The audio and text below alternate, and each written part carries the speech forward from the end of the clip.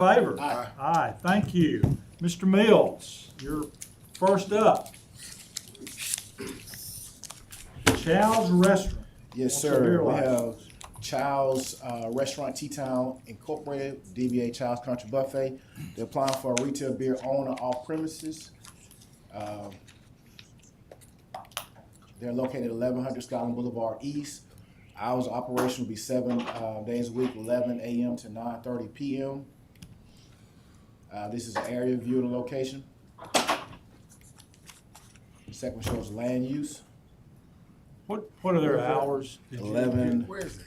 It's where Cheddar's used to be. Right there. 11 Yeah. a.m. to 9:30 p.m. Okay. Thanks, Charles, for all that. Yeah, you did. Is anybody here No. from, are they, Mr. Mills? Sir. Excuse me, folks. I'm sorry. Mr. Mills, is that a franchise, I think? Or I'm not sure. Don't know? No, sir. Okay, I'll I'm just find out curious. before council. Y'all have any questions about Chow's? We're ready to chow Okay. now. Well, can we have a motion? Motion. Or, well, to recommend, a motion to recommend. Motion. Yeah. All in favor of Second again. recommending this? Oh, I'm sorry. All in favor of recommending it, say yes, or aye, whatever you want to say. All right, thank you. Mr. Pond,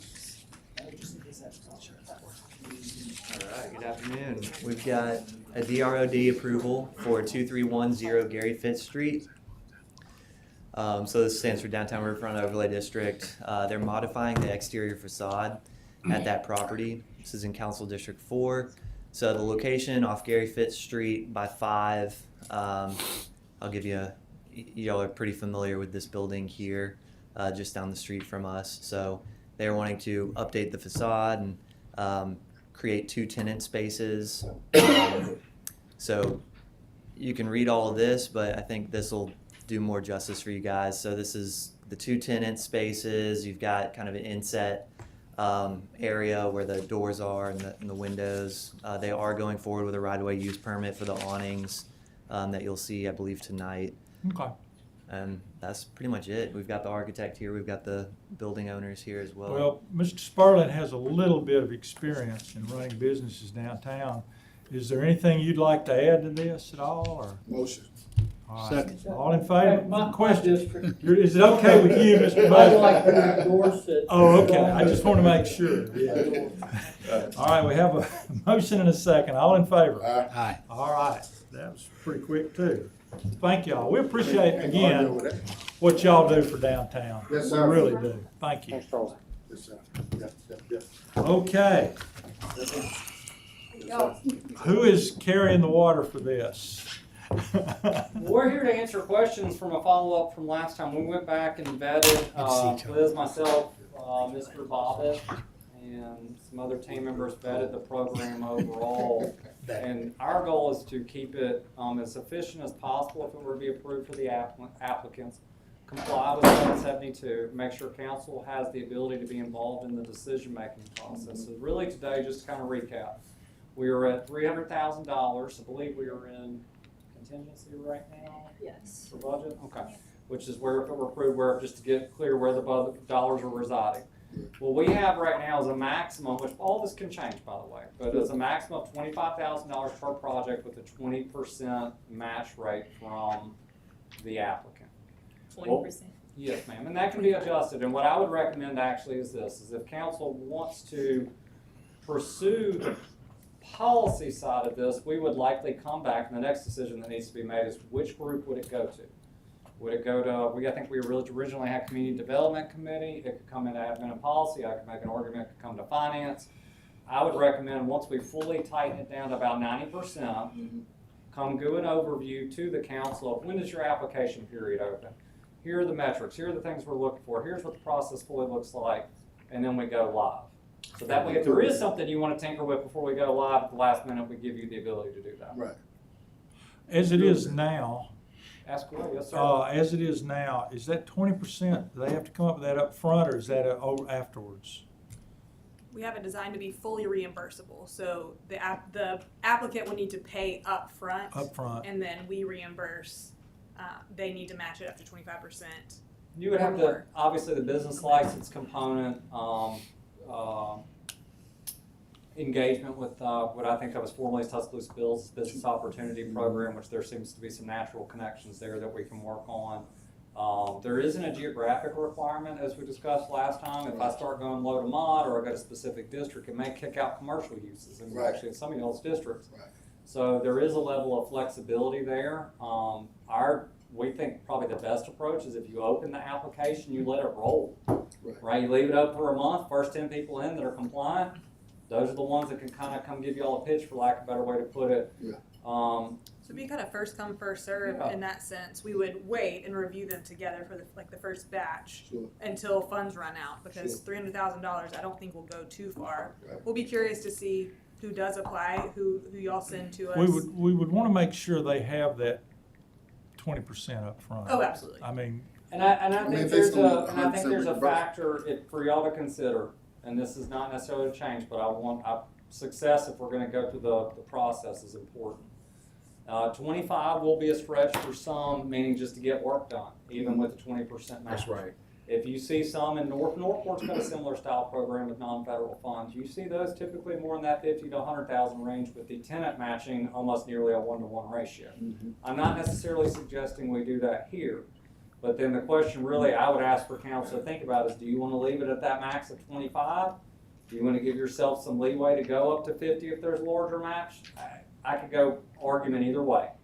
I think it's really probably what have you heard more from your constituents on the business side of what makes the most sense. So, I mean, Northport's is even up to 100 for theirs. And I'm just using that as a real example that you can read articles on for yourself. But then if you only got $300,000, that's only 3 applications. That's kind of a challenge. Where if you're at 50, you could do 6 or some variation up, right? So that's really what I would recommend for council is the main discussion point. Yes, sir. Yes, sir. When this, by starting small and, extending this, we could possibly grow for the next, Absolutely, that's what we discussed internally, yeah. Right. Just start smaller, and if we see some items, we, Mr. Busby? Yeah, so, I'm fine with going to community development for trying to push out. But how do we keep it within, is it 572? 772, What, 772? yes, sir. What are those left and right boundaries that it's gotta stay inside?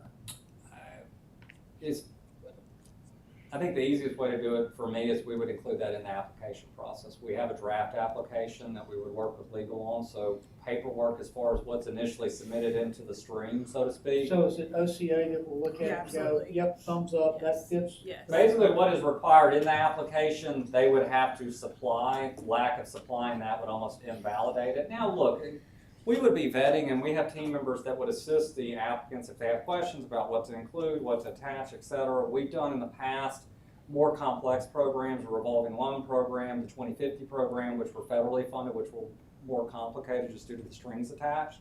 So we have, Mr. Bobbitt and myself have experience administering these types of programs.